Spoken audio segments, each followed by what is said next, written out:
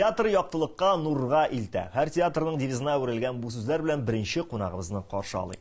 Абдулла Кариев исемендәге яшь тамашачылар театрында премьера. 6-нчы спектакле турында сөйләшергә театрның яшь актрисасы Гөлназ Галимуллинаны чакырдык. Гөлназ, исәнмесез? Исәнмесез. Премьера. Тиздән, гомумән, безнең Кариев театры ул бик еш премьералар тәкъдим итә.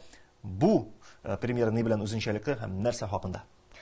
Безнең бу премьерабыз 6-нчы, аның авторы, пьесаның авторлары Луиза Янсуар һәм Резда Гарипова. Шулай ук сәхнәгә куючы режиссер безнең Резда Гарипова.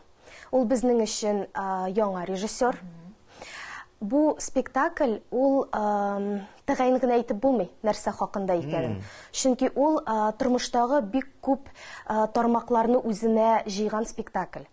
Мәсәлән, мин моны бер сүз белән әйтерим, үз-үзеңә сәяхәт дип әйтерим бу спектакль. Психологик. Әйе, бу беләсезме, ниндидер менә медитация дип тә әйтеп була. Бу спектакльне караган кеше, мәсәлән, елап я көлеп утыра торган спектакль түгел бу. Бу гомумән һәрбер кеше үз эчендә актарынырга мәҗбүр итә торган спектакль бу. Уйландыра торган. Уйландыра торган. Әйе. Чөнки менә бу спектакльне карагач, кешенең эчке дөньясында нинди халәт менә шул тышка чыгачак. Әгәр аның эче тулы нәфрәт икән, аның күзләрендә нәфрәт һәм шулай ук әңгәмә вакытында нәфрәт чыгарга мөмкин. Әгәр күңеле тулы сагыш икән, ул елап утырачак. Ул менә шундый бу спектакль ялган детектив килеп чыга. Мәсәлән, җитәкчеләр өчен мин яңа эшкә алу исеме уйлап таптым. Моның өчен анкетирование кирәкми, аны белән сөйләшә кирәкми, театрга чакырасың шушы хезмәткәрне, үзең каршыда утырасың. Нишләр икән бу хәзер? Нәфрәтләнә икән, эшкә алмыйм. Елмай утыра икән бу безнең кеше, әйдә. Гөлназ, репетицияләре ничек бара?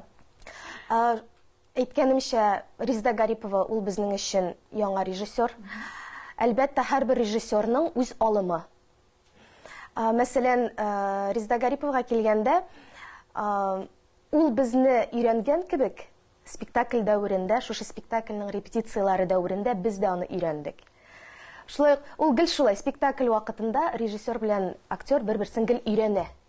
Гөлназ бу интервьюга әзерләнгәндә Дейл Карнегиның «Самопознание» китабын укып килгән ахырсы. Безгә бөтен сорауларга җавапны шулайрак бирә. Өйрәнергә кирәк, иштән.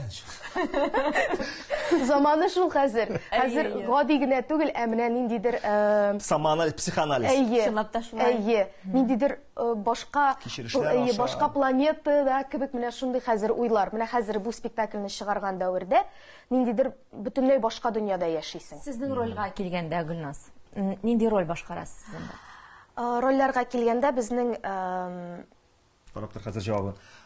Анда түгел генә роль юк. Анда һәрбер кеше өчен бер хәлиттә роль. Әйдә. Соңга карыйк әле. Шулайрак. Бу спектакльдә, мәсәлән, бер кеше бер образ гына башкармый. Һәрбер сәхнәдә образлар үзгәрә. Гөлназ, бу спектакль бармы бу гомумән? Мин хәзер шикләнә дә башладым. Мин шулай итеп, Мастер и Маргаританы укып килмәгәч, укытучыга иштәлеген шулай сөйләгән идем. Мастер Маргарита, ул шулай ук бик фәлсәфи һәм бик уйландыра торган һәм үзеңнең эчеңдә шулай ук актарырга мәҗбүр итә торган спектакль. Гөлназ, үзегез менә сезгә әйләнеп кайтсак, үзегез нинди спектакльләр, нинди жанрлар карарга яратасыз?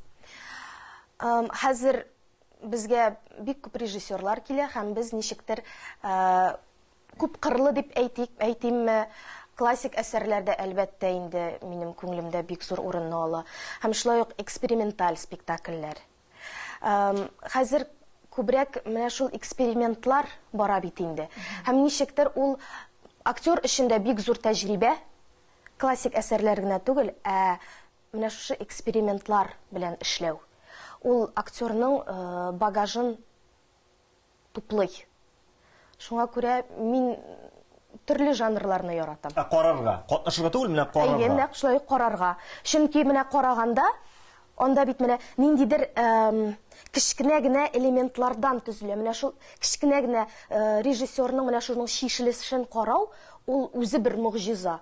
Чөнки менә шушы шишелешләрдә режиссерның башында нәрсә бар икәне, нәрсә кичергәне бөтенсе тәгаен күренә. Мәгълүмат өчен рәхмәт Гөлназ. Шуннан да уйланасыбыз килсә, үзебезгә тирәнтен анализ ясасыбыз килсә, без әлеге спектакльгә барырга тиешбез һәм барачакбыз да. Әлегә безнең тапшыруыбыз алга таба дәвам итә.